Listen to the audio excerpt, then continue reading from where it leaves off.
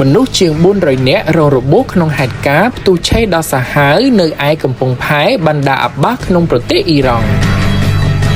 យោងតាមមន្ត្រីនឹងប្រព័ន្ធផ្សព្វផ្សាយរដ្ឋបានឲ្យដឹងថាមនុស្សរាប់រយនាក់បានទទួលរងរបួសបន្ទាប់ពីកើតមាននៅហេតុការណ៍ផ្ទុះនិងអគ្គិភ័យដ៏ធំមួយស្ថិតនៅឯកំពង់ផែបណ្ដាអាបាស់ក្នុងប្រទេសអ៊ីរ៉ង់ដែលមានចម្ងាយជាង 1000 គីឡូម៉ែត្រពីភាគខាងត្បូងរដ្ឋធានីតេហេរ៉ង់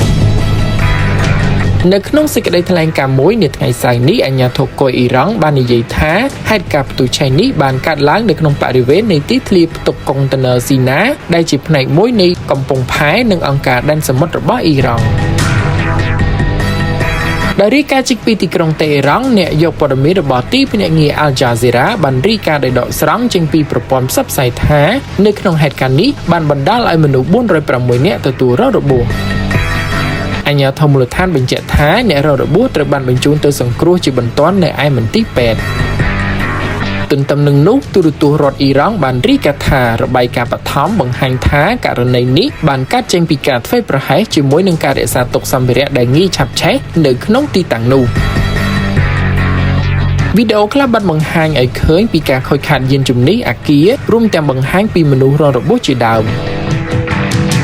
បន្ថែមពីនេះអាជ្ញាធរបញ្ជាក់ថាស្ថានីយ៍ប្រេងនៅក្បែរនោះមិនទទួលរងនៅផលប៉ះពាល់នោះទេស្របពេលក្រុមហ៊ុនចម្រាញ់និងចែកចាយប្រេងជាតិអ៊ីរ៉ង់បានបញ្ជាក់ផងដែរថាឧបទ្ទវហេតុឆេះនេះមិនមានឥទ្ធិពលលើហេដ្ឋារចនាសម្ព័ន្ធទាក់ទងនឹងប្រេងដូចជារោងចក្រចម្រាញ់ប្រេងឬបំពង់បង្ហូរប្រេងនោះទេ